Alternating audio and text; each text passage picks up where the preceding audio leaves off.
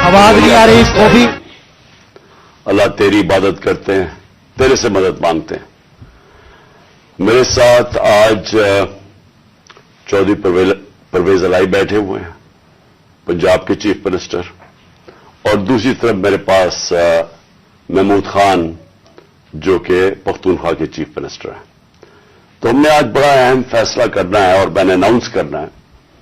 تو میں یہ چاہتا تھا کہ آج میں اپنی قوم کے سامنے پہلے یہ رکھوں کہ ہم اس سٹیج پہ پہنچے کیسے ہیں, کہ ہم سٹنگ گورنمنٹس ہیں, ہماری اپنی گورنمنٹس ہیں, ہمارا اپنا راج ہے یہاں, لیکن ہم کیوں اس نتیجے پہ پہنچے ہیں کہ ہم سمجھتے ہیں کہ اگر ہمیں اپنی گورنمنٹس بھی قربان کرنی پڑے اس ملک کے اندر, جب تک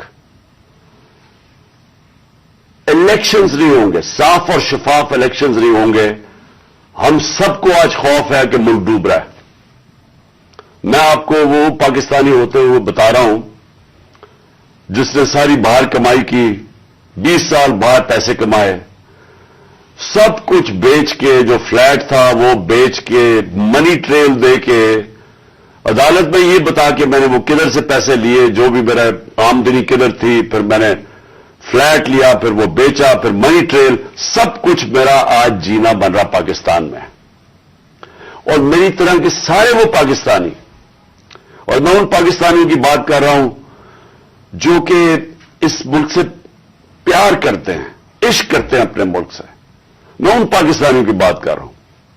میں ان کی بات نہیں کر رہا جو چوری کر کے اس ملک کا پیسہ باہر بیچتے ہیں, جن کا سب کچھ باہر ہے, بزنسز باہر ہیں, بچے باہر ہیں, بڑے بڑے محلات باہر ہیں, یہاں کے چوری کے پیسے سے بڑے بڑے شاہانہ ان کا زندگی ہے. اور میں ان کی بات نہیں کر رہا کیونکہ ان کا اس ملک سے کیا رشتہ ہے, اور میں باقی پاکستانیوں کی بات کر رہا ہوں جو سمجھتے ہیں کہ ہمارا جینا مرنا پاکستان میں ہے.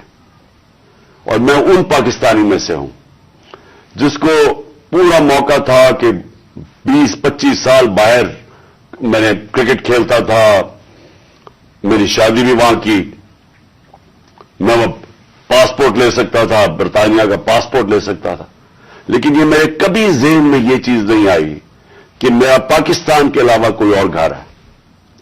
تو میں آج وہ پاکستانی آج بات کر رہا ہے کہ مجھے پہلی دفعہ مجھے خوف آ رہا ہے کہ یہ جو چوروں کا ٹولہ اوپر بٹھایا گیا ہے یہ ملک کو تباہی کی طرف لے کے جا رہا ہے. میں آج کوئی پاکستان کے بزنس مین سے پوچھ لے, کوئی انڈسٹریل سے پوچھ لے, پاکستان کے کسانوں سے پوچھیں, پاکستان کے مزدور سے پوچھیں, جس کی آج آمدنی اور اس کا جو خرچہ ہے اس میں اب کوئی بیلنس ہی نہیں رہا. 50 سال کے بعد سب سے زیادہ مہنگائی ہوئی ہے آج پاکستان میں. آج ہماری انڈسٹری بند ہو رہی ہے, وہ انڈسٹری جو ہمارے دور میں بڑی مشکلوں سے تیسرے اور چوتھے سال میں ہم نے محنت کر کے انسینٹیوز دے کے انڈسٹری بڑھائی, جو کہ ہمارے آخری مہینے میں 26% انڈسٹریل گروتھ تھی, جو ٹوٹل انڈسٹری تھی 10.7% پہ لارج اسکیل مینوفیکچرنگ پاکستان میں گرو کر رہی تھی. دولت میں اضافہ ہو رہا تھا, ہمارے ٹیکسز بڑھ رہے تھے, ریکارڈ, کیونکہ دولت میں اضافہ ہو رہا تھا, ٹیکسز میں اضافہ ہو رہا تھا, ریکارڈ ٹیکسز اکٹھے کیے, ریکارڈ ایکسپورٹس ہم نے کی. مجھے فخر ہے کہ میں نے اپنے کسانوں کی مدد کی. 4.5% پہ ہمارا زراعت کے اندر گروتھ ہوئی, اضافہ ہوا. ہماری 4 فصلیں 2 سال ریکارڈ فصلیں ہوئی پاکستان میں, کہ ہم نے کسانوں کی مدد کی. آج وہ سارا جو پاکستان وہاں لے کے جا رہے تھے, آج مجھے ایک چیز بتائیں کہ پاکستان میں کسی میں بہتری ہوئی ہے. آج مایوسی کا یہ عالم ہے میرے ملک میں کہ 7 लाख पाकिस्तानी मुल्क छोड़ के चले गए 7 महीने में। इनमें प्रोफेशनल्स थे, इस मुल्क ने उनके ऊपर पैसा खर्च किया हुआ था। डॉक्टर्स थे, प्रोफेशनल्स थे, इंजीनियर्स थे, स्किल्ड वर्कर, जो तरखान जो स्किल्ड वर्कर होता है। 7.5 लाख लोग मुल्क को छोड़ के चले गए मायूसी में। आज ये आलम है, इस मुल्क को आज इधर हम ले आए हैं कि डाकू राज ऊपर बैठ गया। 30 साल से जो लोग लूट रहे थे उनको आके ऊपर बिठा दिया। मेरा सवाल है सबसे पहले यह है कि जब ये मुल्क तरक्की कर रहा था, हमने पहले साल यही छोड़ के गए थे, यही शहबाज शरीफ और नवाज शरीफ इस मुल्क का जब दिवालिया निकाल के गए थे 2018 में, उस पाकिस्तान को हमने पहले संभाला। फिर 2 साल कोरोना के बावजूद जो सारी दुनिया के अंदर अजाब आया हुआ था, सारी दुनिया की माशियत तबाह हुई। आप अमेरिका का हाल देखें, बरतानिया का देखें, जर्मनी का देखें, हमारे से वो मुल्क जिनके इदारे हमारे से बहुत बेहतर थे। हिंदुस्तान का हाल देखें, उसके अंदर पाकिस्तान वो मुल्क था जो दुनिया के टॉप 3 मुल्कों में से, हमने वो भी संभाला। हमारी माशियत भी ऊपर गई, हमारी इंडस्ट्री भी ऊपर गई, हमने बेरोजगार होने से लोगों को बचाया, हमने इंडस्ट्रीज को पैसा दिया, इंसेंटिव्स दिए, हमने कंस्ट्रक्शन इंडस्ट्री की मदद की ताकि रोजगार मिले लोगों को।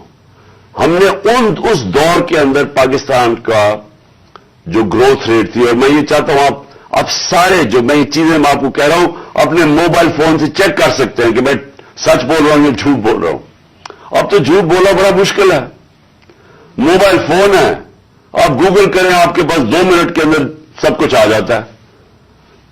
तो ये 17 साल के बाद पाकिस्तान की जो दौलत में इजाफा हुआ था वो 5,000 या 7% था हमारे तीसरे साल कोरोना के बावजूद, और 6% था हमारे चौथे साल।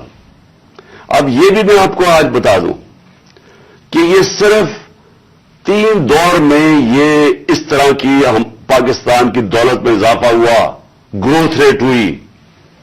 अयूब खान के दौर में, जनरल जिया के दौर में और जनरल मुशर्रफ के दौर में। लेकिन वो क्यों हुआ? क्योंकि हम तीनों दफा हम अमेरिका की मदद कर रहे थे। एक दफा हम अफगान जहाद में शामिल थे जनरल जिया के जमाने में, फिर वॉर ऑन टेरर में शामिल थे जनरल मुशर्रफ के दौर में। अयूब खान के दौर में हम किस में शामिल थे? सीटों और सेंटों में उनके साथ मिले हुए थे जबकि कोल्ड वॉर हो रही थी।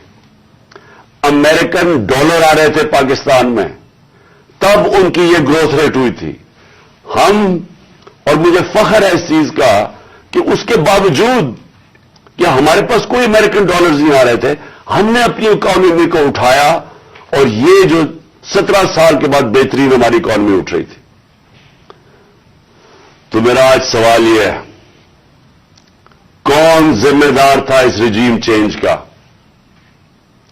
आप सारे मेरी आज बात गौर से सुनें।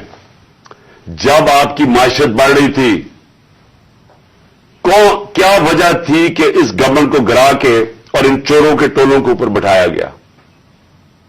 कौन इसका जिम्मेदार था?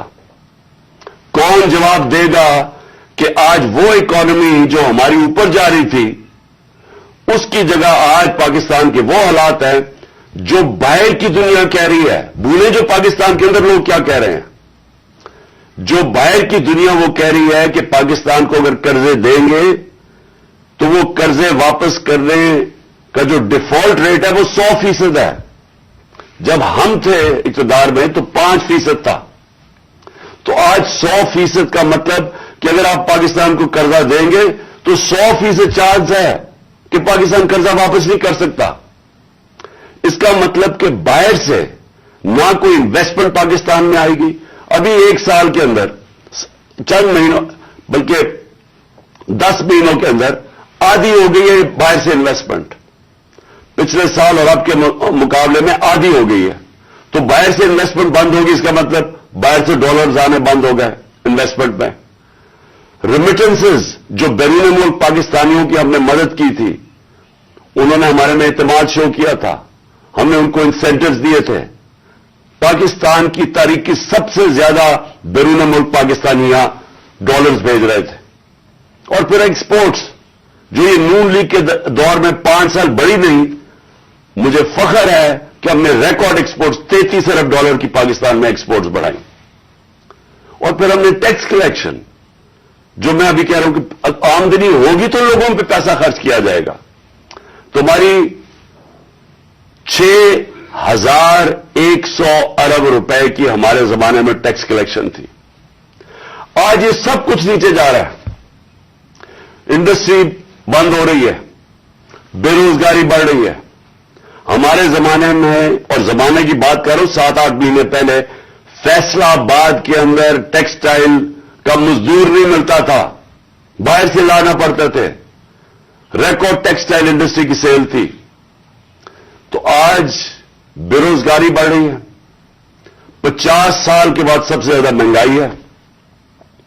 आज हमारे मुल्क का यह हाल है कि ना बाहर से किसी को इत्मीनान है इस हुकूमत के ऊपर, और 88% पाकिस्तान के जो इन्वेस्टर हैं, जो बिजनेसमैन हैं, उन्होंने कहा कि हमें इस हुकूमत पर इत्मीनान नहीं है।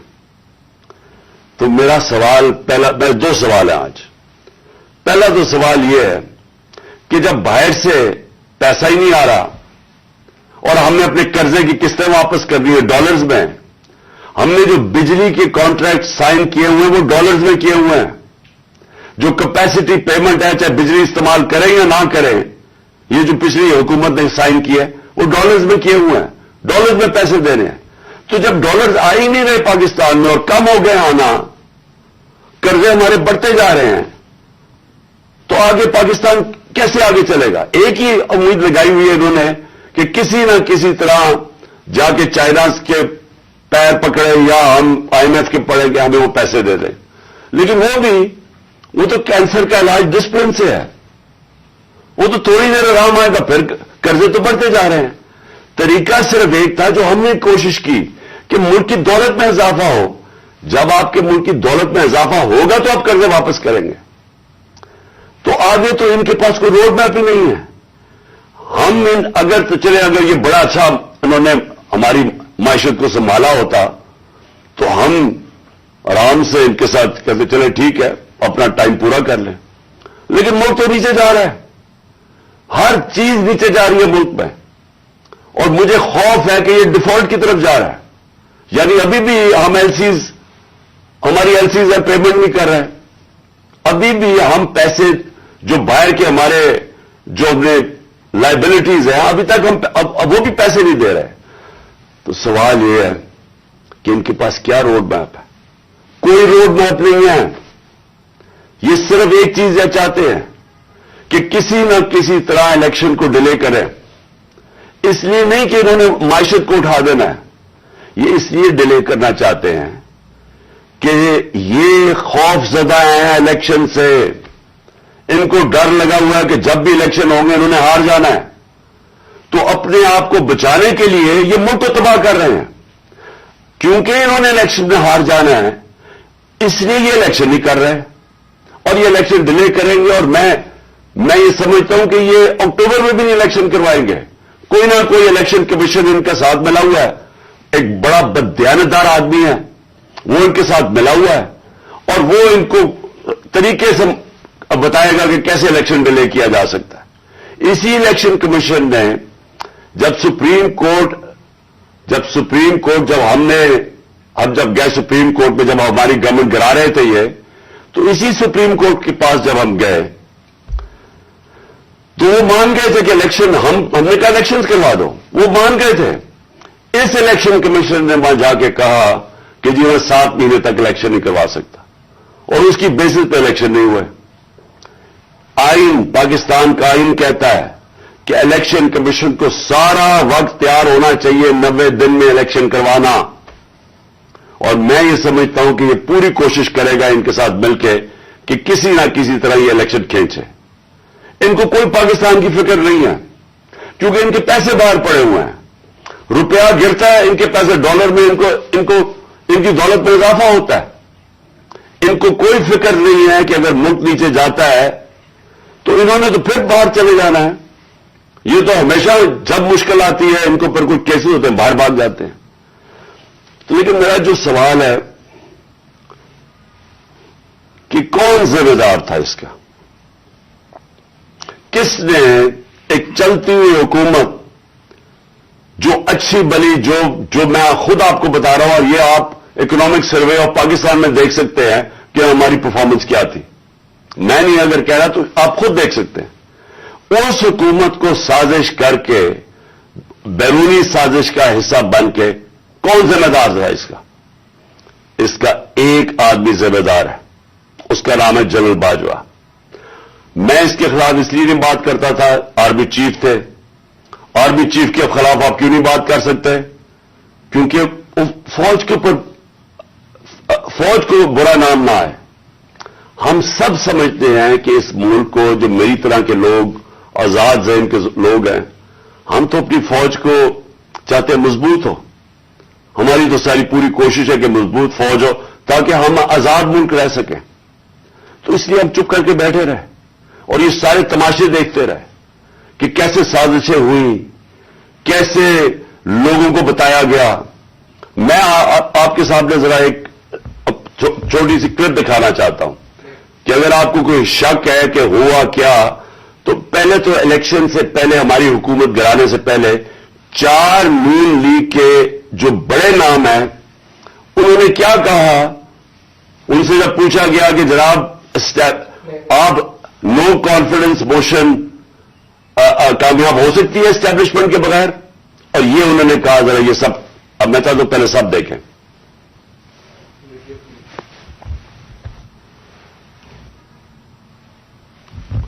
और हम चाहते हैं कि अगली हुकूमत का फैसला पाकिस्तान की आवाम से।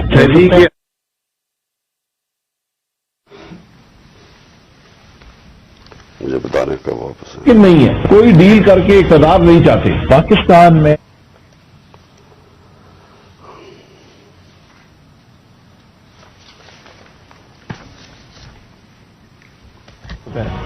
जब भी अदम एतमाद की होते हैं तो यकीनन डील के नतीजे। इस्टेब्लिशमेंट के बगैर अदम-ए-इत्तेमाद की तहरीक को कामयाब नहीं किया जा सकता, क्योंकि इस्टेब्लिशमेंट भी एक तीसरी कुव्वत के तौर पे या चौथी कुव्वत के तौर पे पार्लियामेंट में यानी बकन।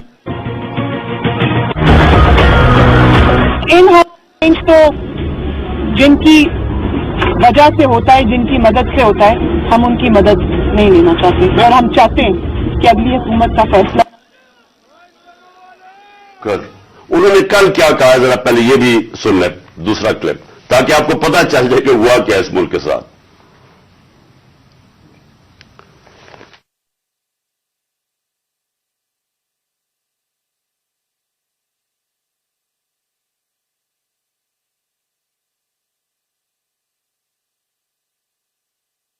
आपको भी पता है, मुझे भी पता है कि बाप की हिमायत वो किसी भी अगर तरफ टिल्ट करते हैं वो अपने सियासी फैसले करने में आजाद है। क्या एमक्यूएम उसकी हिमायत हमें मिल सकती थी? अरेंजमेंट हाउस में सारा हुआ ये पॉलिटिकल पार्टी से खुद मैनेज किया आपके ख्याल में? बहुत ज्यादा खुद मैनेज किया, बहुत ज्यादा खुद भी मैनेज किया, लेकिन थोड़ा सा गुड़ के अंदर, मीठे के अंदर थोड़ी सी और शामिल हो गया, फिर क्या। फिर उसके बाद जो सियासी मुखालफीन के ऊपर तशद्दुद आजकल के दौर में जो हो रहा है, उसमें हम माउथपीस बने हुए हैं।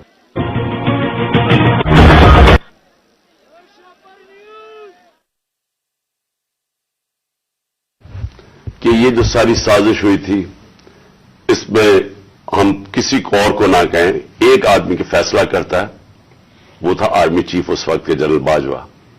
इन्होंने ये फैसला किया हमें हटाने का। क्या वजह थी इसके पीछे? क्या ये समझते थे कि वाकई शहबाज शरीफ और ये इसाक डार कोई बड़े जीनियसेस हैं जो आके मुल्क को हमारे से बेहतर चला लेंगे? क्या वजह थी कि इन्होंने एक सिटिंग गवर्नमेंट को गिरा दिया? हमारे लोगों को आके वो जिस तरह अभी मुस्तफा कोकर ने बताया कि बैप के मेंबर्स और एमक्यूएम के मेंबर्स और शहजान बुख्ती, सबको पता था कि ये तो जो जिधर हुक्म मिलेगा इनको एस्टैब्लिशमेंट से, उन्हें उधर जाना है, तो उनको उधर जाके भेज दिया कि जनाब आप जाके उधर चले जाए, और गवर्नमेंट गिर गई। तो मेरा अगला सवाल यह है, जब गवर्नमेंट गिर गई, اور پھر ان کو یہ چیز کا علم ہوا کہ عوام ہمارے کے ساتھ آگے کھڑی ہو گئی. 10 اپریل کو پبلک سڑکوں کے اوپر نکلائی.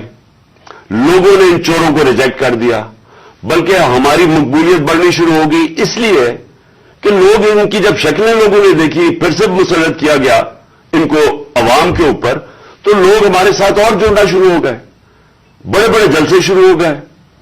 اس کے بعد الیکشن جب کروائے گئے تو الیکشن کے ریزلٹس میں اس کے باوجود کہ پوری کوشش کی گئی اسٹیٹ مشینری ان کو جتانے کے لیے، اس کے باوجود ہار گئے. قوم نے اپنا ورڈکٹ دے دیا. دوسرا الیکشن ہوا، اس میں بھی ہار گئے. لیکن مجھے جو افسوس کی بات ہے کہ بجائے ایک سمجھے کہ جناب جنرل باجوہ آپ نے غلطی کر دی ہے، آپ کو عقل کل تو نہیں ہے، آپ دیکھ رہے ہیں کہ لوگ کدھر کھڑے ہیں. انہوں نے ہمارے اوپر جو ظلم کیا ہے، جس طرح ہمارے اوپر ظلم کیا گیا، میں آپ کو یقین دلاتا ہوں کہ جنرل مشرف کے مارشل لاء میں اپوزیشن میں تھا، مجھے انہوں نے جیل میں ڈالا. میں نے کہیں اس طرح کا ظلم نہیں دیکھا جنرل مشرف کے دور پہ جو یہ جنرل باجوہ نے ہمارے پہ کروایا. ہمارے لوگوں کے اوپر دھمکیاں، ٹیلی فون سے دھمکیاں آ رہی ہیں. وہ جو ہماری حمایت کرے یا جو ہمارے ساتھ میڈیا کے لوگ ہوں، ان کے اوپر دھمکیاں. جو میڈیا ہاؤس تھا، سلمان اقبال وہ ملک سے باہر چلا گیا، اس کے بعد صابر شاکر ملک سے باہر چلا گیا، آج محیط پیرزادہ ملک سے باہر گیا ہوا ہے اسی خوف سے.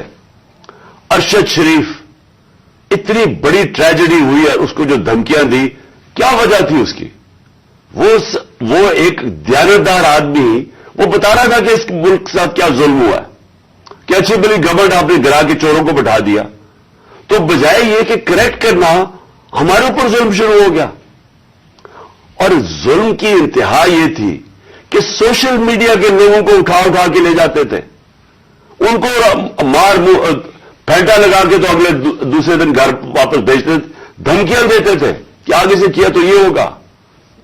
جو اعظم سواتی سے کیا، جو اس سے پہلے جو شہباز گل سے کیا، کون سی اس نے اتنی بڑی بات کی تھی کہ اس کو ننگا کر کے مارا، اور وہ ابھی تک اس کے اثرات ہیں جو انہوں نے اس کو تشدد کیا اس کے اوپر. اور اعظم سواتی نے کیا بات کی تھی؟ اعظم سواتی نے یہ ٹویٹ کی کہ جنرل باجوہ آپ نے NRO 2 دیا، اس کے اوپر جو اس بیچارے سے کیا گیا، کون سی جمہوریت میں یہ ہوتا ہے؟ اور وہ بات کہ جو سچ ہے، NRO 2 جنرل باجوہ نے دیا ہے، ساری قوم کو پتا ہے. مجھے پتا ہے کہ میں جب کہتا رہا، جب میں گورنمنٹ میں تھا، میں جنرل باجوہ کو کہتا رہا کہ یہ 30 سال سے چوری کر رہے ہیں، ان کے اوپر کرپشن کیسز ہیں، نیب آپ کے نیچے ہے، آپ نیب کنٹرول کرتے ہیں، میرے نیچے ہی نہیں ہے، کیوں نہیں ان کے کیسز آگے بڑھاتے؟ پہلے تو ہمیں سارا وقت یہ بتاتے رہے کہ فکر نہ کریں سر، ہو رہا ہے سب کچھ، سر ابھی کچھ ہو رہا ہے، پہلے تو ہمیں یہ بتاتے رہے. آہستہ آہستہ ہمیں پتا چلا کہ ان کی تو کوئی نیت ہی نہیں ہے کرپشن کی. مجھے پھر کہنا شروع ہو گئے کہ جی آپ ملک کی اقتصادیات کو ٹھیک کریں، اکانومی کو ٹھیک کریں، بھول جائیں اس کو، یہ اکاؤنٹیبلٹی کو. کبھی کوئی مہذب معاشرہ یہ اجازت دیتا ہے کہ بڑے بڑے لوگ جو اربوں روپے کی چوری کریں، آپ کہ ان کو بھول جائیں، ان کو NRO دے دیں، اور آپ چھوٹے چھوٹے چوروں کو پکڑنا شروع کریں اور سمجھیں کہ آپ کا ملک ترقی کر سکتا ہے؟ کیا چین پاگل ہے جنہوں نے 450 وزیروں کو جیلوں میں ڈالا ہے پچھلے چند سالوں میں؟ کیا جو پریزیڈنٹ شی جن پنگ ہے اس کو اسٹیٹسمین مانا جاتا ہے؟ اس نے وہ کام کر دیا جو دنیا میں کسی نے کیا ہی نہیں ہے. 70 کروڑ لوگوں کو اس نے غربت سے نکالا ہے چائنا میں پچھلے 30 سالوں میں. وہ اس کو کیا ضرورت پڑی ہے کہ جو کرپٹ منسٹر ان کو پکڑے، ان کا احتساب کرے؟ کیونکہ کوئی معاشرہ بھی کامیاب نہیں ہو سکتا جب تک رول آف لا نہیں ہوتا، جب تک انصاف نہیں ہوتا، جب تک آپ بڑے بڑے لوگوں کو، جو اصل تو نقصان ملک کو بڑے چور کرتے ہیں، آپ ان کو پکڑ نہیں رہے اور آپ کہیں گے نیچے سے یہ بیچارے چھوٹے چھوٹے لوگوں پٹواریوں کو پکڑتے رہے. اور یہ ہمارے سامنے ہوا. شہباز شریف کو بچایا گیا، اس کو اوپر اوپن اینڈ شٹ کیس تھا، اس کا 16 ارب روپے کا یہ جو FI کا کیس تھا، اس میں تو کوئی شک ہی نہیں تھا. اور اس کا جو بیٹا باہر بھاگ گیا, آج جو سلمان شہباز واپس آیا ہے, وہ کیوں باہر بھاگا تھا؟ جیسے ہی ایف آئی اے نے اس سے سوال پوچھا کہ جناب بتائیے مقصود چپڑاسی اور نوکروں کے پاس اربوں روپے کدھر سے آئے, وہ ایک دم ملک سے باہر بھاگ گیا. اور اس کو ان ساروں کو واپس لایا جا رہا ہے. کیا ہوا؟ اس میں کوئی شک ہے کہ NRO-2 دے کے اس سارے ملک کا ایک جنرل مشرف نے نقصان کرایا تھا NRO-1 کا. اس ملک نے بھاری قیمت ادا کی اس کی, 4 گنا زیادہ ہمارا قرضہ چڑھایا انہوں نے 10 سالوں میں لوٹ مار کر کے. اب پھر جب ان کے اوپر کیسز تھے 1100 ارب روپے کے کیسز ہیں, وہ انہوں نے پھر ان کو NRO-2 دلوا دیا. تو کون تھا اس کا ذمہ دار؟ کس نے یہ کیا تھا؟ جنرل باجوہ نے کیا تھا. میں آپ کو چیزیں اس کی طرف دکھانا چاہتا ہوں کہ کیسے قانون انہوں نے بنایا جس میں بچے لوگ, جس میں ہر کسی کو بچایا گیا. انہوں نے جناب نیب لا کی سیکشن 4 میں امینڈمنٹ کی, اس کے اندر یہ فیصلہ, اس کے اندر کون بچتے ہیں؟ راجہ پرویز اشرف بچ جاتے ہیں اور شاید خاقان عباسی بچ جاتے ہیں. پھر انہوں نے ایک اور کیا, بے نامی دار کی ڈیفینیشن سیکشن 5E, اس میں مریم نواز پاک ہو کے نکلائی ساری چوری سے. پھر انہوں نے سیکشن 9 جس کے اندر شہباز شریف بچ جاتے ہیں, اور جس کے اندر کہ اگر آپ کسی اور کے نام پہ, یعنی اگر آپ میں پرائم منسٹر ہوں, میں اپنے خاندان کے نام پہ چیزیں لوں تو اس کا مطلب کہ آپ جواب دہی نہیں ہیں. تو جو TT کے سارے کیسز تھے شہباز شریف کے, وہ اس سے پاک ہو گیا. پھر سیکشن 14 کہ آپ کو بتانا پڑتا ہے کہ اگر میرے پاس کوئی باہر ایسٹس ہو, یعنی انگلینڈ میں میری جگہ ہو یا کوئی باہر ہو امریکہ میں ہو, تو اگر یہ پتہ ثابت ہو جائے کہ یہ میری جگہ ہے تو مجھے بتانا پڑتا ہے کہ یہ میرے کدھر سے پیسہ آیا اس کو خریدنے کے لیے. وہ انہوں نے صاف کر دیا. اب نیب بتائے گی کہ ان کے پاس پیسہ کدھر سے آیا. یعنی ہر دنیا کے اندر اگر میں پبلک آفس ہولڈر ہوں, یہ میری ذمہ داری ہے بتانے کے لیے کہ اگر میرا کوئی بڑا محل میں نے خریدا ہوا ہے, مجھے بتانا پڑتا ہے پیسہ کدھر سے آیا. انہوں نے وہ قانون ہی ختم کر دیا. چن کے آصف زرداری بھی اس میں صاف ہو گیا. چن کے وہ لوگ جو 30 سال سے اس ملک کو لوٹ رہے تھے, ان ساروں کو انہوں نے پاک اور صاف کر دیا. یہ اصل وجہ ہے مایوسی کی آج پاکستان میں. لوگ جنہوں نے یہ تماشا دیکھ رہے ہیں کہ ایک طرف قوم مر رہی ہے اس مہنگائی کے اندر اور فیکٹریاں بند ہو رہی ہیں, بے روزگاری کی قرضے چڑھتے جا رہے ہیں, ایک طرف یہ ہے اور دوسری طرف یہ اربوں روپے کی ان کی کرپشن معاف ہو رہی ہے. اور یہ بہت بڑی وجہ ہے آج مایوسی کی. اور میں نے یہ جو ہمارے پر ظلم ہوا, میں صرف اس کے اوپر آنا چاہتا ہوں کہ مجھے ایک جگہ بتایا گیا جنرل باجوہ نے کہ جی آپ کے لوگوں کے اوپر ہمارے پاس تو فائلیں ہیں ان کی کرپشن کی, ان کے اوپر فلمیں بنی ہوئی ہیں, ان کی ویڈیوز بنی ہوئی ہیں. اب میں نے ان سے بھی کہا کہ کیا یہ ہماری ایجنسیز کا کام ہے کہ ہم ویڈیوز بنائیں اور گندی ویڈیوز بنائیں یا کسی کے اوپر کوئی اس کے اوپر فائلیں بنائیں؟ کیا یہ کام رہ گیا ہے؟ کیا یہ قوم اپنا پیٹ کاٹ کے اپنی ایجنسیز کو پالتی ہے, اپنی سیکیورٹی کے لیے پالتی ہے؟ وہ تو ملک کی سیکیورٹی کے لیے پالتی ہے. کیا یہ ان کا کام ہے آ کے بتائیں کہ جناب اس کے اوپر یہ فائل ہے تو ہم نے اس کی فلانی فائل بنائی ہوئی ہے اور ہم نے اس کے کوئی ویڈیو بنائی ہوئی ہے؟ یہ کدھر ہوتا ہے؟ یہ اپنے لوگ. اچھا, اور میں کوئی ملک کا دشمن ہوں؟ 50 سال سے قوم مجھے جانتی ہے. سارے پاکستان کے ایوارڈز میں نے جیتے ہوئے ہیں, سول ایوارڈ سب جیتے ہوئے ہیں. میں سب سے بڑا پاکستان کا وہ یعنی جو جسے کہے کہ جو خیراتی کام کرتا ہے, کسی نے پاکستان میں اتنے پیسے نہیں اکٹھے کیے جو میں نے کیے. میرے اوپر ہر قسم کا گن. یہ سوچیں کہ میرا پرائم منسٹر, جب میں پرائم منسٹر تھا, میرے گھر کا فون ٹیپ کیا ہوا تھا اور وہ ٹیپ ہی نہیں کیا, اس کے بعد وہ لیکس کرتے ہیں.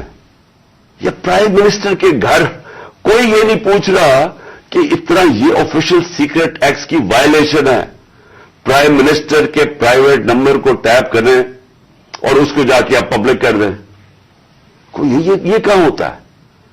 اگر میں اپنے پرنسپل سیکرٹری, میں اپنے پرنسپل سیکرٹری سے بات کر رہا ہوں, وہ انہوں نے ٹیپ چلا دی, وہ کون کر رہا تھا؟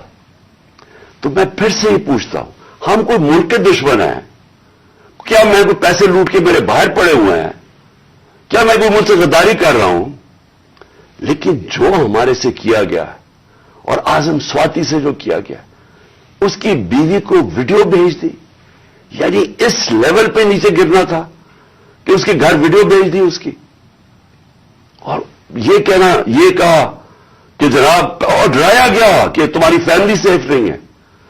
اور قصور اس کا یہ کہ وہ کہہ رہا ہے کہ NRO-2 جنرل باجوہ نے دیا ہے. ساری بچہ قوم جانتی ہے کہ NRO-2 جنرل باجوہ نے دیا ہے، NRO-1 مشرف نے دیا ہے، سب کو پتا ہے. اس کے اوپر اتنی سزا، ایک سینیٹر کو، اس کو اٹھا کے ہارٹ کا پیشنٹ ہے اعظم سواتی، اس کو کبھی وہاں بھیج رہے ہیں، کوئٹہ بھیج رہے ہیں، اس ٹھنڈ میں سندھ بھیج رہے ہیں پرائیویٹ جہاز میں. کون سا جرم کیا اس نے؟ اور کیوں؟ اگر آپ نے نہیں دیا NRO-2 تو جا کے پبلک کو بتائیں نہیں دیا آپ نے. سارے آ کے لوگوں کو بتائیں آپ کے کس طرح آپ نے لوگوں کو بچایا. ہم بتائیں گے کیسے بچایا آپ نے. میں ایز پرائم منسٹر بتاؤں گا کہ کیسے آپ نے احتساب ہونے نہیں دیا. آپ نے وہ جب فیٹف کی لیجسلیشن تھی تو وہ خود کہہ رہے ہیں ہمیں، وہ اپوزیشن والے کہ یہ تو جناب یہ بیٹھ کے انہوں نے آپ کی آشیرواد ملی تھی، اس کے بعد آپ نے وہ NRO کے یہ جو امینڈمنٹ تھی نیب کی جو اب ہو گئی، یہ تو تب ہونے کے چکر میں تھے، تب ہم کھڑے تھے. اور میں تب سے کہتا گیا کہ یہ ملک ترقی نہیں کر سکتا جب تک اس ملک میں رول آف لا نہیں ہے. کوئی دنیا میں ملک آج تک ترقی نہیں کیا جس کے طاقتور ڈاکو ان کو آپ چھوٹ دے دیں اور صرف کمزور لوگوں کو پکڑے. کوئی ملک ترقی نہیں کر سکتا، یہ ملک آگے بھی نہیں بڑھ سکتا. میں آخر میں بات بھی کرتا ہوں کہ انشاءاللہ اللہ نے موقع دیا تو ہم اب کیا پلان بنائیں گے اس ملک کو اس دلدل سے نکالنے کا جو انہوں نے پھنسایا ہوا ہمیں. اب میں جو اگلی بات کرنا چاہتا ہوں وہ یہ کہ ہم نے آپس میں مشاورت کی. میں نے پہلے کوشش کی کہ ہماری جو مارچ ہے، آزادی مارچ، حقیقی آزادی کی مارچ، ہماری کوشش یہ تھی کہ ہم ان کو گورنمنٹ کو بتائیں کہ اس وقت قوم کدھر کھڑی ہے. لاکھوں لوگ سڑکوں کے اوپر نکلے ہمارے ساتھ آزادی مارچ پہ، اور سب ایک ہی چیز چاہ رہے ہیں، الیکشن. آج اوپینین پول ہے کہ 70% پاکستانی، سروے کے مطابق 70% پاکستانی کہہ رہے ہیں الیکشن کرواؤ. ہم نے آزادی مارچ بھی یہی کی. ہم نے گورنمنٹ کو کہ ایک آئین کے اندر رہ کے ہم نے ان کو پریشر ڈالنے کی کوشش کی کہ دیکھیں یہ عوام ادھر کھڑی ہوئی ہے اور آپ صرف کہ جی ہمارے کرپشن کے کیسز معاف ہو جائے یا نواز شریف کو پاک کر دیں اور پھر وہ کوئی نیلسن منڈیلا پاکستان آ جائے اور اس کے لیے ملک ڈوبتا جائے، لیکن آپ کو صرف ایک ہی کرپشن کا پڑا ہوا تھا. میں صرف ایک آپ کو چاہتا ہوں کہ کلپ ضرور دیکھیں. یہ جس دن 2 دن پہلے، یعنی میں آفس سے گیا 9 اپریل کو، یہ 8 اپریل کو، اس پچھلی اپریل کو میں نے یہ کلپ ریکارڈ عوام سے خطاب کیا تھا. میں صرف چاہتا ہوں یہ آپ دیکھ لیں کہ یہ نہیں کہ مجھے نہیں پتا تھا کہ کیا ہوگا یا یہ جو ہوا ہے یہ ہمیں پتا نہیں تھا، یہ ہونا تھا. اور اس کے اوپر میں نے 2 دن پہلے اقتدار چھوڑنے سے پہلے یہ ذرا کلپ ذرا دیکھ لیں. اسی طرح بس پاور مل جائے تاکہ پھر سے پہلے جو NRO-1 بنا تھا ان کو ساروں نے انہوں نے مل کے جو چوری کی جنرل مشرف نے NRO دے دیا، اب یہ NRO-2 ہوگا. ان کا مقصد صرف یہ ہے کہ وہاں اسمبلی پہ آئیں. سب سے پہلا یہ کام میں آج آپ کو کہہ رہا ہوں، انہوں نے نیب کو ختم کرنا ہے، انہوں نے اپنے کرپشن کیسز ختم کرنے. اس وقت حالات یہ ہیں کہ یہ جو سارے ضمانت کے اوپر ہے، ڈر کس چیز کا ہے؟ ان کے سارے کیسز آنے لگے سامنے، تو وہ جلدی ہٹانا چاہتے تھے کہ کسی طرح یہ اپنے کیسز سے نکل جائے. اب یہ سارا یہ جمہوریت اکٹھا ہو جائے گا اور صرف ایک مسئلہ کسی طرح بس پاور مل جائے تاکہ پھر سے پہلے جو NRO-1 بنا تھا ان کو ساروں نے انہوں نے مل کے جو چوری کی جنرل مشرف نے NRO دے دیا، اب یہ NRO-2 ہوگا. ان کا مقصد صرف یہ ہے کہ وہاں اسمبلی پہ آئیں. سب سے پہلا یہ کام میں آج آپ کو کہہ رہا ہوں، انہوں نے نیب کو ختم کرنا ہے، انہوں نے اپنے کرپشن کیسز ختم کرنے. اس وقت حالات یہ ہیں کہ یہ جو سارے ضمانت کے اوپر ہے، ڈر کس چیز کا ہے؟ ان کے سارے کیسز آنے لگے سامنے، تو وہ جلدی ہٹانا چاہتے تھے کہ کسی طرح یہ اپنے کیسز سے نکل جائے. اب یہ سارا یہ جمہوریت اکٹھا ہو جائے گا اور صرف ایک مسئلہ کسی طرح بس پاور مل جائے تاکہ پھر سے پہلے جو NRO 1 بنا تھا ان کو ساروں نے انہوں نے مل کے جو چوری کی جنرل مشرف نے NRO دے دیا، اب یہ NRO 2 ہوگا۔ ان کا مقصد صرف یہ ہے کہ وہاں اسمبلی پہ آئیں۔ سب سے پہلا یہ کام میں آج آپ کو کہہ رہا ہوں، انہوں نے نیب کو ختم کرنا ہے، انہوں نے اپنے کرپشن کیسز ختم کرنے ہیں۔ اس وقت حالات یہ ہیں کہ یہ جو سارے ضمانت کے اوپر ہے، ڈر کس چیز کا ہے؟ ان کے سارے کیسز آنے لگے ہیں سامنے، تو وہ جلدی جلدی ہٹانا چاہتے تھے کہ کسی طرح یہ اپنے کیسز سے نکل جائے۔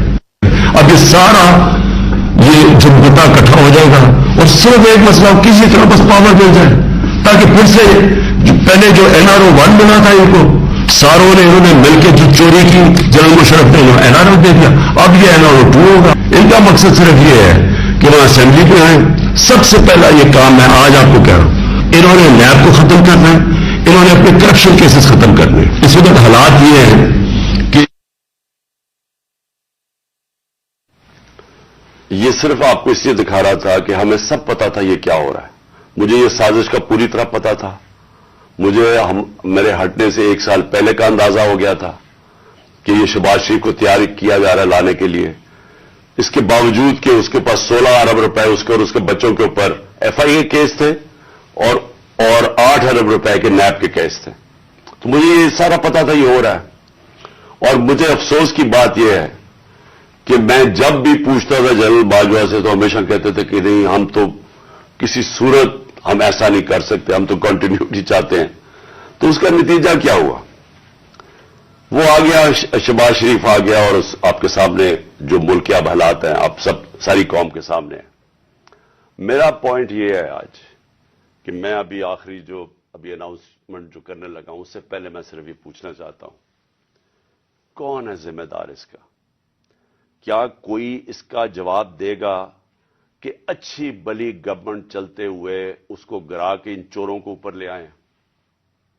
اور میرا اگلا سوال یہ ہے کہ اس کے بعد جو ہمارے اوپر سختیاں کی گئی، جو سوشل میڈیا پہ جو میڈیا جو ہماری حمایت کرتا تھا، کیسز کی میرے اوپر بارش ہو گئی، مجھے دہشت گردی کا کیس کروا دیا۔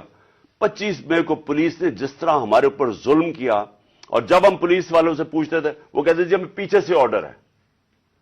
جس طرح کا ہمارے اوپر ظلم کیا گیا، میں سوال یہ پوچھتا ہوں کہ کیا ہم بھیڑ بکریاں ہیں؟ ہم کیڑے مکوڑے ہیں کہ آپ جب فیصلہ کریں پہلے اور میں نے آپ کے کانوں سے، جنرل باجوہ کے کانوں سے سنا کہ یہ کرپٹ ہے، اب آپ نے فیصلہ کیا کہ یہ ٹھیک ہو گئے ہیں، اور آپ نے فیصلہ کیا کہ جناب یہ آپ ملک کو ٹھیک کریں گے۔ تو کیا ہم وہ کیڑے مکوڑے ہیں کہ جدھر آپ بھیڑ بکریوں کو دھکیلیں گے ہم ادھر چلے جائیں گے؟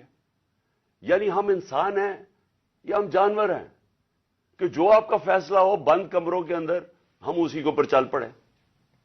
اور آپ کو جب نظر بھی آ رہا تھا کہ پاکستانی قوم ان کو ریجیکٹ کر رہی ہے، ہمیں تو ہمارے ساتھ میرا تو فائدہ کروا دیا، مجھے تو اللہ نے کبھی اتنی عزت دی نہیں جو اس کے بعد ملی ہے، لیکن ملک کو کدھر پہنچا دیا آج۔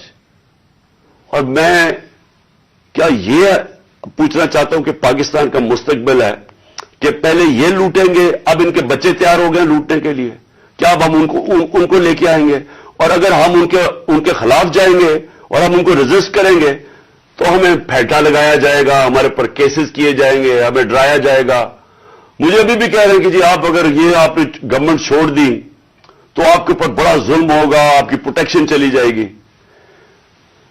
جب میں جا رہا تھا، میں آج اپنی قوم کو بتانا چاہتا ہوں کہ جب میں جا رہا تھا مارچ کے اوپر، سب کو، میرے ارد گرد بھی لوگوں کو پتا ہے، میں نے سب کو کہا تھا کہ اس میں واردات ہوگی، میرے خلاف میری جان کو خطرہ ہے۔ میں نے ٹی وی کے اوپر جا کے اس سے پہلے بتایا تھا کہ یہ دینی انتہا پسند کے نام پہ مجھے قتل کریں گے۔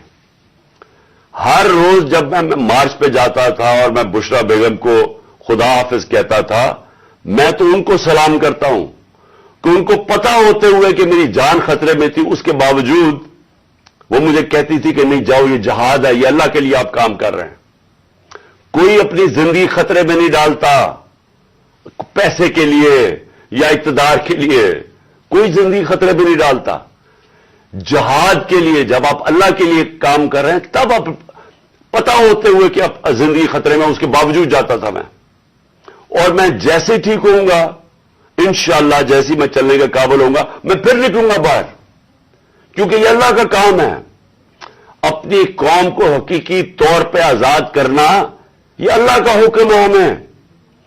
ظلم اور ناانصافی کے ساتھ سامنے کھڑا ہونا یہ اوپر والے کا حکم ہے، اس کو وہ جہاد کہتا ہے۔ امر بالمعروف پہ چلنا، کہ جب آپ دیکھ رہے ہیں یہ سارے چوروں کا ٹولہ اوپر بیٹھ گیا ہے اور آپ چپ کر کے بیٹھے رہیں بھیڑ بکریوں کی طرح، یہ آپ قرآن کا جو اللہ کا حکم ہے اس کے خلاف جا رہے ہیں۔ تو میرے لیے تو یہ جہاد ہے، تو میں نے تو یہ رکنا نہیں ہے۔ اور میں اپنی ساری قوم کو آج کہہ رہا ہوں، میں نوجوانوں آپ کو کہہ رہا ہوں، یہ کبھی نہ سوچے جو یہ 7.5 لاکھ ہمارے لوگ ملک چھوڑ کے گئے ہیں۔ مجھے افسوس ہے کہ دیکھیں آسان راستہ ہے، میرے لیے کیا آسان زندگی تھی۔ میں کرکٹ کے بعد کچھ بھی نہ کرتا، تھوڑی سی کرکٹ کے اوپر بات چیت کرتا ہوں، اللہ نے مقام اتنا دیا ہوا ہے میں کروڑ روپیہ کما سکتا ہوں، مجھے تو کچھ کرنے کی ضرورت نہیں تھی۔ لیکن اللہ نے ہمیں کسی مقصد کے لیے پیدا کیا ہے۔ جانور آتے ہیں، بچے پیدا کرتے ہیں، کھا پی کے مر جاتے ہیں، تو انسان بھی اگر اس کو اب سمجھ ہی نہ آئے کہ اللہ نے ہمیں کسی مقصد کے لیے پیدا کیا ہے، تو اس میں جانوروں میں کیا فرق رہ جاتا ہے؟ وہ جب قرآن کی آیت ہے کہ جب انسان فرشتے سے بھی اوپر چلا جاتا ہے لیکن گرتا ہے تو جانور سے بھی نیچے چلا جاتا ہے۔ تو میں اپنی ساری قوم کو کہہ رہا ہوں کہ دیکھیں ہمارے سامنے اب 2 راستے ہیں۔ ہم ان چوروں کے ٹولوں کو مان لیں تو ہم اپنی تباہی کر رہے ہیں، اس ملک کا کوئی مستقبل نہیں ہے۔ ایک ہی راستہ ہے کہ ہم جدوجہد کریں۔ میں وہاں جب گیا پنڈی پہنچا اور میں اس وقت بڑی تکلیف میں تھا، میں یہ بھی آپ کو بتا دوں، کیونکہ مجھے ڈاکٹرز نے کہا تھا ابھی نہیں آپ ٹریول کر سکتے۔ میں گیا اس کے باوجود صرف اپنے لوگوں کو کھڑا کرنے کے لیے کہ دیکھیں یہ پاکستان کے لیے ایک فیصلہ کن وقت ہے، اس کو ضائع نہ ہونے دیں۔ قوم میں بیداری آ گئی ہے، اور میں وہاں 2 میں چیزیں کر سکتا تھا۔ ہم وہاں دھرنا بھی دے سکتے تھے، لاکھوں لوگ تھے، ہم وہاں اسلام آباد کے اوپر بھی جا سکتے تھے، اتنے لوگ تھے، ہم اسلام آباد میں خون خرابہ ہونا تھا وہاں، اور کئی دفعہ لوگ چاہتے ہیں کہ خون خرابہ ہو، لاشیں گریں تاکہ وہ جناب ان کی تحریک اور اٹھ جائے۔ میں یہ نہیں چاہتا تھا۔ میں نے ساری سٹرگل آئین اور قانون کے بیچ میں ہے، میں کبھی اس سے باہر نہیں نکلا، اور میں نے اس لیے فیصلہ کیا کہ بجائے ہم وہاں جائیں اور توڑ پھوڑ ہو اور تباہی ہو، میں نے فیصلہ یہ کیا کہ ہم جو 2 اسمبلی اب قربان کرتے ہیں اپنی 2 اسمبلیوں کو، ہم قربان کرتے ہیں اپنے ملک کے لیے، اور اس لیے کرتے ہیں کہ ان کو جب 66% پاکستان میں الیکشن ہوگا، جب ہم ان 2 اسمبلیوں سے نکلیں گے، جو میں بھی بتانے لگا ہوں کب نکلیں گے، 66% پاکستان میں الیکشن ہوگا، تو عقل تو یہ کہتی ہے کہ آپ جنرل الیکشن کروا دیں۔ لیکن میں پھر سے کہتا ہوں یہ خوف زدہ ہیں، الیکشن ہارنے سے ڈرے ہوئے ہیں، ان کا کوئی پاکستان کا مقصد نہیں کہ پاکستان اوپر جا رہا ہے یا نیچے جا رہا ہے، ان کا مقصد ایک ہے، کیسے اپنا چوری کا پیسہ بچانا ہے انہوں نے، اور اس لیے یہ الیکشن نہیں کروائیں گے، اور اسی لیے ہم نے فیصلہ کیا کہ ہم الیکشن کروائیں گے۔ اور میں نے اپنے سارے وکیلوں سے پوچھ لیا ہے، یہ کوشش بھی کریں گے الیکشن کمیشن کے ذریعے کہ یہ کسی طرح ڈیلے ہو جائے۔ آئین بالکل اجازت نہیں دیتا 90 دن کے آگے۔ ہم نے فیصلہ کیا ہے، اور میں بڑا شکر گزار ہوں اپنے دونوں چیف منسٹرز کا کہ انہوں نے بالکل میرے ساتھ چلے ہیں، میرا ساتھ دیا ہے۔ ہم نے فیصلہ یہ کیا ہے کہ ہم اگلے جمعے کو، آج ہے ہفتہ، اگلے جمعے کو ہم دونوں پختونخوا کی اسمبلی ڈیزالو کر دیں گے اور پنجاب کی اسمبلی ڈیزالو کر دیں گے، اور اس کے بعد ہم الیکشن کی تیاری کریں گے، اور اس کے بعد ہماری جو 100 غالباً 23 سیٹیں ہیں اس وقت نیشنل اسمبلی میں، ہم وہاں جا کے نیشنل اسمبلی میں جا کے اسپیکر کے سامنے ہم کھڑے ہو کے کہیں گے کہ ہمارے ریزگنیشن ایکسپٹ کرو۔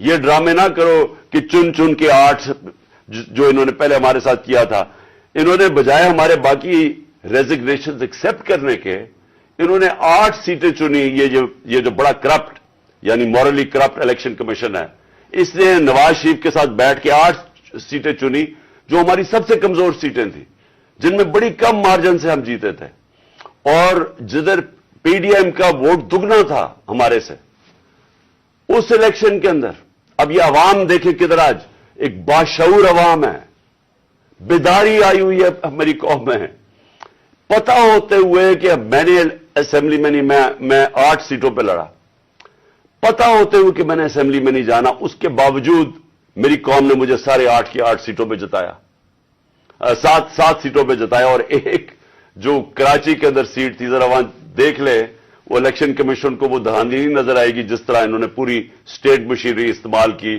اور ووٹ باہر پھینک دیا، اور جو ہر بار استعمال کرتا ہے۔ تو ہم نے یہ فیصلہ کر لیا ہے۔ میں اپنی قوم کو آخر میں صرف یہ کہنا چاہتا ہوں کہ دیکھیں، مایوسی گناہ ہے۔ آپ مایوس ہو کے گھر بیٹھ جائیں یا آپ باہر ٹکٹ لے کے کسی اور ملک میں چلے جائیں اور کوئی نوکری مل جائے، یہ میری نظر میں یہ ایک انسان اپنی جو ڈیوٹی ہے معاشرے کو اس سے بھاگتا ہے۔ اصل آپ سب کی ڈیوٹی یہ ہے کہ ہم اب کھڑے ہوں اور ہم ان چوروں کا اور اس کرپٹ نظام کا مقابلہ کریں، اور ہم کریں الیکشن کے ذریعے، اور الیکشن کے ذریعے ان کو سبق سکھائیں آئین اور قانون کے بیچ میں رہتے ہوئے۔ میں نہیں چاہتا کہ یہ سری لنکا جیسا سچویشن ہو کہ لوگ سڑکوں کے اوپر آ جائیں اور توڑ پھوڑ ہو۔ میں چاہتا ہوں کہ ہم الیکشن کے ذریعے ان کو شکست دیں، اور ان کو ایسی شکست دیں کہ یہ ہمیشہ کے لیے ان چوروں کا نام و نشان یہاں سے چلا جائے، اور وہ تب ہوگا جب آپ سب اس کو اپنی ذمہ داری لے کے نکلیں گے۔ اور میں آپ کو آخر میں یہ کہنا چاہتا ہوں کہ مایوسی جو ہے، میں 3.5 سال گورنمنٹ میں رہا، اس کے باوجود کہ بینکرپٹ گورنمنٹ میں لی، اس کے باوجود کہ ہمارے پاس تجربہ ہی نہیں تھا بالکل۔ ہم پہلی دفعہ گورنمنٹ میں آئے تھے، ایک کے بعد دوسرا کرائسس تھا، صدی میں ایک دفعہ کرونا جیسا کرائسس آتا ہے، وہ اوپر سے آ گیا، 2 سال وہ رہا۔ اس کے باوجود پاکستان میں کسی گورنمنٹ نے، جس طرح میں نے کہا کہ جو ملٹری ڈکٹیٹرز کو تو امریکن ڈالرز ملے، ہمیں تو کوئی ڈالرز ہی ملے، سب سے بہترین ہماری اکنامک پرفارمنس تھی۔ اس سب کے باوجود اب ہم سمجھ گئے ہیں، مجھے تیسرے اور چوتھے سال میں پوری سمجھ آ گئی کہ یہ گورنمنٹ چلتی کیسے ہے۔ میں آخر میں صرف آپ کو یہ کہنا چاہتا ہوں، مایوس نہ ہوں، ملک یہ تب اب اٹھے گا جب بڑے اور مشکل فیصلے ہوں گے۔ یہ مشکل فیصلے ان کے نہیں کہ قیمتیں بڑھاتے جاؤ اور کہو جی مشکل فیصلہ ہے۔ مشکل فیصلے کا مطلب ملک کے اداروں کو ری اسٹرکچر کریں، اس ملک کے اندر انصاف قائم کریں، رول آف لا قائم کریں۔ اگر اللہ بھاری اکثریت دیتا ہے تو تب آپ یہ سب کچھ کر سکتے ہیں، اس ملک میں اصلاحات کر سکتے ہیں، ادارے ٹھیک کر سکتے ہیں۔ جو گورنمنٹ کیسے چلتی ہے، اتنی بڑی ہم نے گورنمنٹ بنا دی ہے اور وہ ہمیں آگے نکلنے نہیں دیتی، ہر جگہ رکاوٹیں بن گئی ہوئی ہے، اور ہم نے کافی چینج بھی کیا۔ ایکسپورٹس بڑھانی ہے، ہم نے ریکارڈ ایکسپورٹس بڑھائی۔ کیسے ہم نے ایکسپورٹس بڑھانی ہے اس کا ہم نے پلان بنایا ہوا ہے۔ اسمال اور میڈیم انڈسٹری کو کیسے کھڑا کرنا ہے جو اصل روزگار دیتی ہے اور دولت میں اضافہ ہوتا ہے۔ اپنی ایگریکلچر جو زراعت ہے، ہم نے چائنا سے بات کر چکے تھے کہ نئی ٹیکنالوجی ہم لے کے آئیں، بدقسمتی سے کرونا کی وجہ سے 2 سال چائنا بند ہو گیا۔ وہ جو نئی ٹیکنالوجی سے ہم نے صرف اپنی، اگر ہم وہ چھوڑیں کہ جو چائنا کے اندر وہ پیداوار لیتے ہیں 1 ایکڑ سے، ہم اگر اپنی دگنی کر لیں تو اب یہ سمجھیں کہ پاکستان کے اندر ایک انقلاب آ جائے گا۔ سو میں آخر میں یہ کہنا چاہتا ہوں کہ کوئی مایوسی کی